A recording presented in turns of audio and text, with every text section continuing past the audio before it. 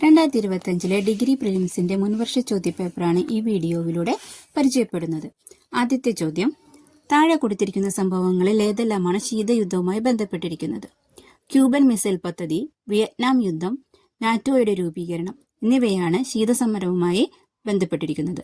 രണ്ടാമത്തെ ചോദ്യം, മുഗൾ വാസ്തുവിദ്യയെക്കുറിച്ചുള്ള താഴെ പറയുന്ന പ്രസ്താവനകളിൽ ഏതാണ് ശരി? തന്നിരിക്കുന്നവയിൽ ഒന്നും ശരിയല്ല.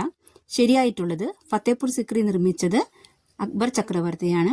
ചെങ്കോട്ടയിലേക്കുള്ള ഉയർന്ന കവാടം അറിയപ്പെടുന്നത് ലാഹോരി ഗേറ്റ് എന്നാണ്. ഇവിടെയാണ് എല്ലാ വർഷവും സ്വാതന്ത്ര്യ ദിനത്തിന് പ്രധാനമന്ത്രി പതാക ഉയർത്തുന്നത്. അതുപോലെ ബുലന്ദ് ദർവാസ അക്ബർ ചക്രവർത്തി ഗുജറാത്ത് വിജയത്തിന്റെ സ്മരണയ്ക്കായി നിർമ്മിച്ചതാണ്. മോത്തി മസ്ജിദ് പണി കഴിപ്പിച്ചത് ഔറംഗസേബാണ്. അടുത്ത ചോദ്യം, താഴെ പറയുന്നവയിൽ ഏതാണ് 1947 ഇന്ത്യൻ സ്വാതന്ത്ര്യ നിയമത്തിന്റെ ഭാഗമല്ലാത്തത്? ഇതിൽ ഭാഗമല്ലാത്തത് ഇന്ത്യൻ നാട്ടുരാജ്യങ്ങൾ ഇന്ത്യൻ ഡൊമിനിയനിൽ ചേരണമെന്ന് ഈ നിയമം നിർബന്ധിച്ചു എന്നതാണ്. അടുത്ത ചോദ്യം, താഴെ പറയുന്നവരിൽ ആരൊക്കെയായിരുന്നു വൈക്കം സത്യാഗ്രഹത്തിലെ പ്രധാന നേതാക്കൾ? മുകളിൽ പറഞ്ഞവരെല്ലാം വൈക്കം സത്യാഗ്രഹത്തിലെ പ്രധാന നേതാക്കളാണ്. അതായത് TK. Madhavan, K P. Kesava Menon, Mannathu Padmanabhan, Changanassery Parameswaran Pillai, CV. Kunhiraman എന്നിവർ. അടുത്ത ചോദ്യം, റഷ്യൻ വിപ്ലവത്തെക്കുറിച്ചുള്ള ഈ പ്രസ്താവനകളിൽ ഏതൊക്കെയാണ് ശരി? ഓപ്ഷൻ 1ഉം 3ഉം മാത്രമാണ് ശരി. പണിമുടക്കുകൾ നടത്താൻ രൂപീകരിച്ച തൊഴിലാളി പ്രതിനിധികളുടെ ഒരു സംഘമായിരുന്നു സോവിയറ്റ്. ലെനിൻ സർക്കാരിന്റെ ആദ്യ പ്രവൃത്തി സമാധാന ഉത്തരവ് അംഗീകരിച്ചതായിരുന്നു. അതിലൂടെ റഷ്യ 1ാം ലോക മഹായുദ്ധത്തിൽ നിന്ന് പിന്മാറി. റഷ്യക്ക് പല പ്രദേശങ്ങളും നഷ്ടപ്പെട്ടു. അടുത്ത 6ാമത്തെ ചോദ്യം ഡിലീറ്റഡ് ആണ്.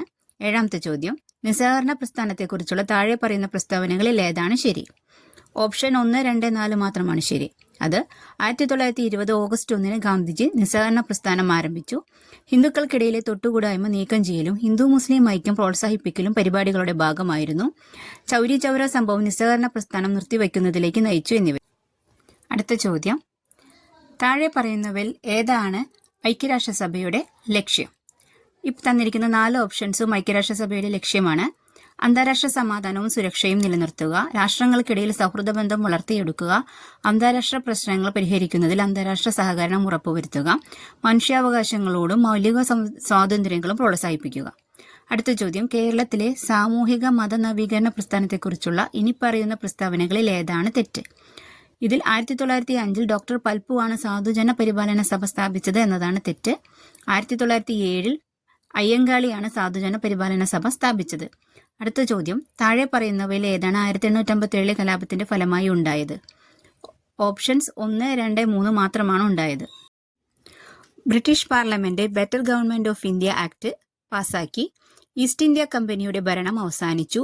ഇന്ത്യ ബ്രിട്ടീഷ് രാജ്ഞി ഏറ്റെടുത്തു.